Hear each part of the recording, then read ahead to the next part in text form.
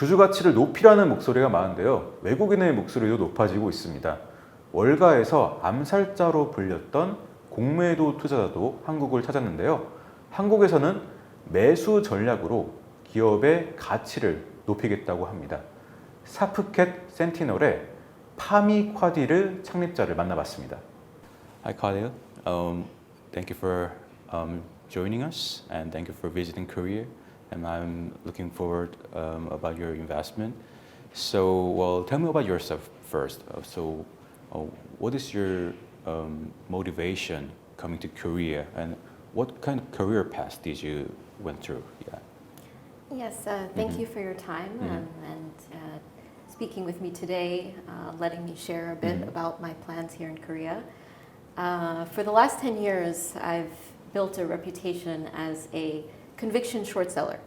And I have quite a track record finding companies that I believe are committing fraud and misleading their shareholders. And then I take action to ensure that those companies can no longer abuse the public or abuse the market. But what I've realized is that as important of the work that this is and how important it is to keep fraud out of the market, there are plenty of good businesses with strong underlying fundamentals that may just be mismanaged. So there may be elements of fraud or elements of financial shenanigans that don't actually reflect the underlying performance of the business. And I realized that rather than just use my skill set to expose fraud, perhaps there's an opportunity for me to look at businesses that can be redeemed, that where we can find the fraud early enough and rectify the issues there, work with management, so that eventually those businesses can really grow and thrive, and so shareholders can trust the disclosures for those businesses.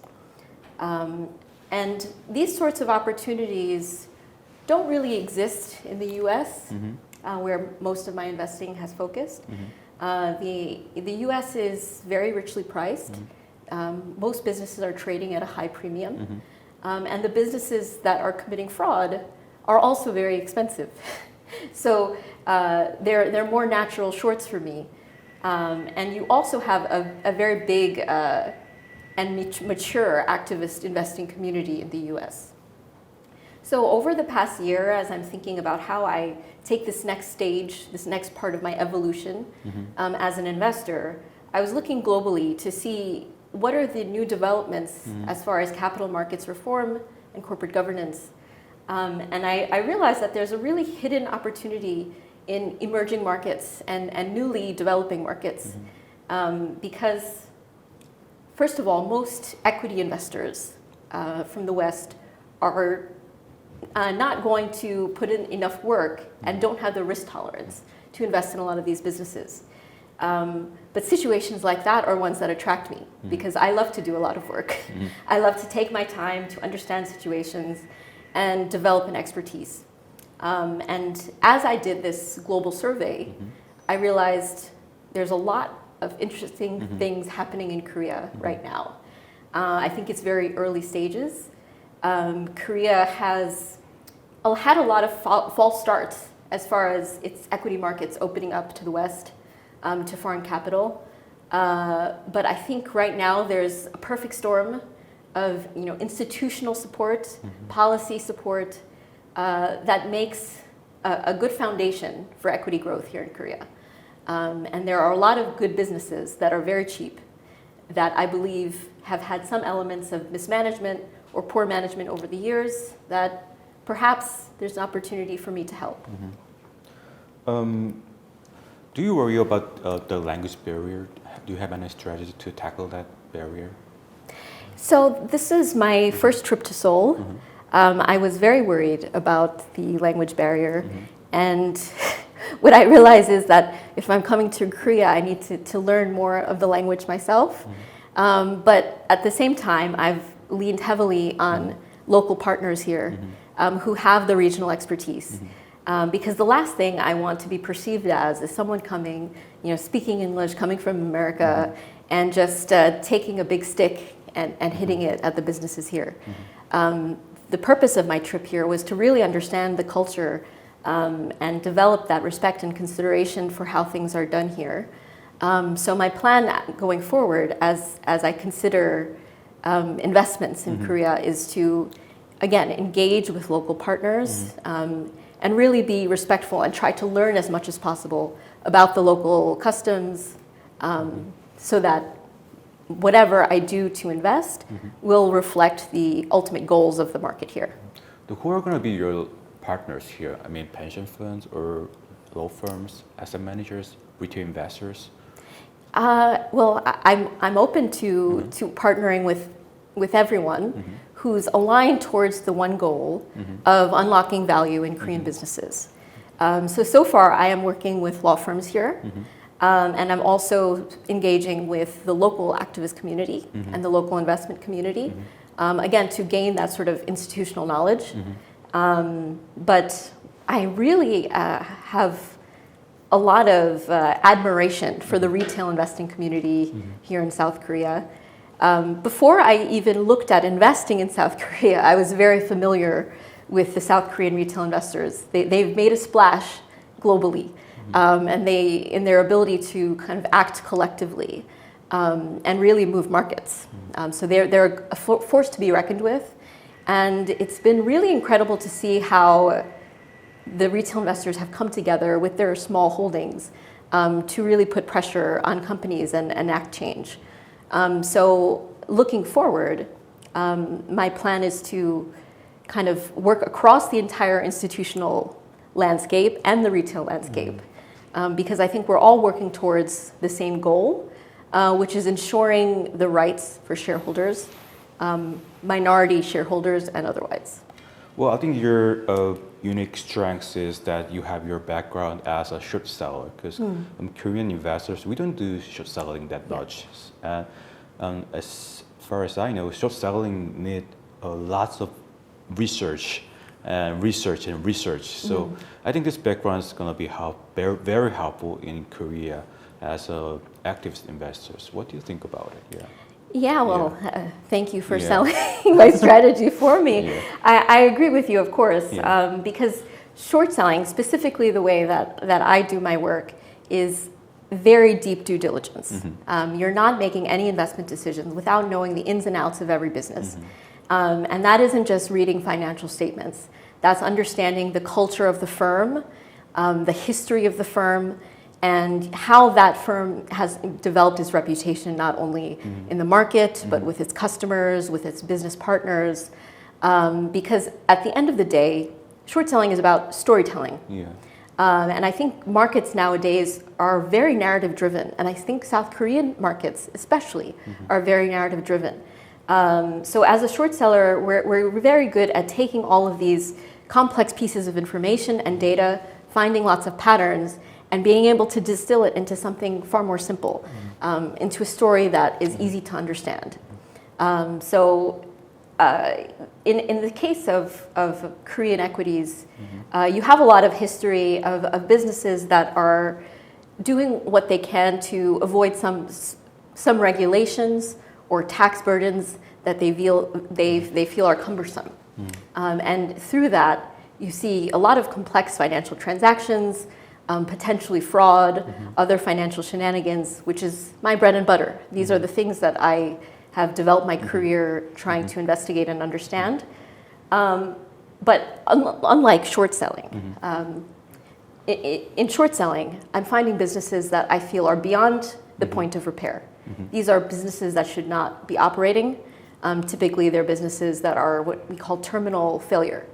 So they'll end in bankruptcy.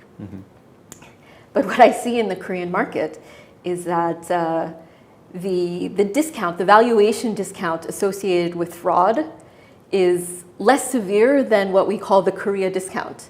So many of these businesses may have had some history of fraud or poor internal controls, but I think they're so cheap that if we're able to rectify some of these problems, we can kind of unlock value, unlock the true value of some of the assets on the balance sheet, and repair the reputation of these businesses as well.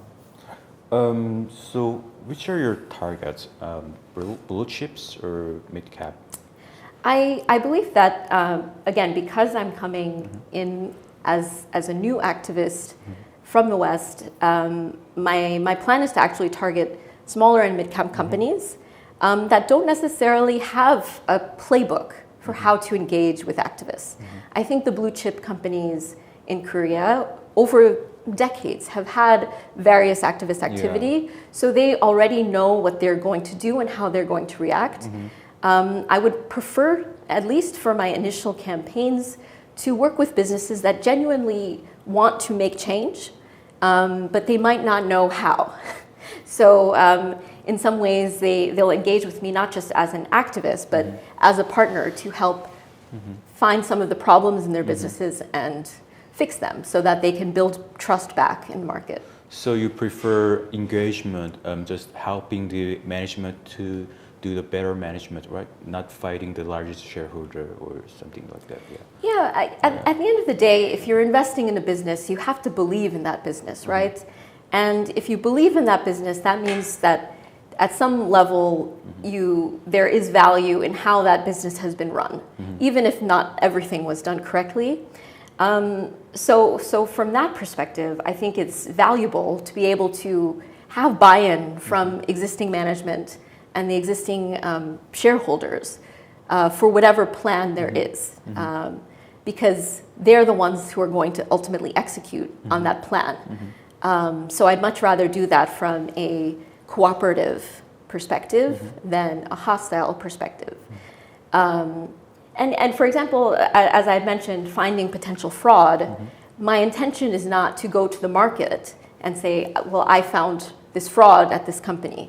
My plan would instead to be go engage directly behind the scenes with those companies to show them what I found and hopefully give them a plan to fix those issues.